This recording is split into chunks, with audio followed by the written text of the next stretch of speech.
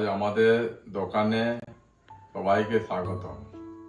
আমি আজ আপনাদের জন্য একটি খুব গুরুত্বপূর্ণ বিষয় নিয়ে কথা বলতে এসেছি। যারা বেগুন চাষ করছেন এবং যারা বাদাম চাষ করছেন, সার এবং কীটনাশকের ব্যবহারের পরামর্শ, যা আপনার চাষের আরো সুস্থ, শক্তিশালী, ফলদায়ক করে তুলবে।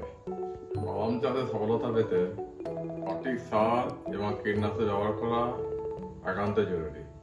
প্রথমে বাদামের জন্য পটাশ জাতীয় সার ও ক্যালসিনাইট জাতীয় সার দেওয়া দরকার আছে। এখানে নাইট্রোজেন, ফসফরাস ও সালফারের সঠিক অনুপাদান থাকে। এই সার গাছের পুষ্টি ও ফলন বৃদ্ধি করতে সাহায্য করে এবং বাদামের গুণমান অনেকটাই উন্নত করে। বাদামে প্রথম দিকে যেসব আগাছা বের হয় জমিতে, এখানে আইরিস প্রয়োগ করলে সব ঘাসগুলি নষ্ট হয়। সার শুধু গাছে পুষ্টি দেয় না, এতে মাটির স্বাস্থ্য ভালো থাকে। বাদামের পাতাকে ঠিক রাখার জন্য কীটনাশক হিসাবে আমরা অগ্নিবীজটি ব্যবহার করতে পারি। এটি বিশেষ করে বাদামে সমস্ত রকম পোকামাকড় মারতে ব্যবহার করা হয়। এটি ব্যবহার করলে গাছ নিরাপদ থাকে কোনো ক্ষতি ছাড়াই।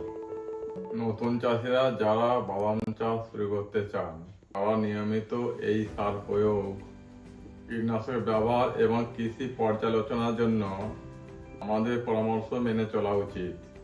আমাদের দোকানে এই সার ও কীটনাশকগুলি আপনারা সহজেই পাবেন, আর আমরা নিশ্চিত করি প্রতিটা পণ্য গুণমান সেরা, তাতে আপনি নির্ভরযোগ্য ফল পান। তাহলে কৃষি ভাইরা, বাদাম চাষ আপনি যদি ফলন পেতে চান, তাহলে আমাদের সার কীটনাশক ব্যবহার করুন। ভিডিওটা ভালো লাগলে অবশ্যই লাইক করুন, শেয়ার এবং সাবস্ক্রাইব করতে ভুলবেন না। ধন্যবাদ। সকলে ভালো থাকুন।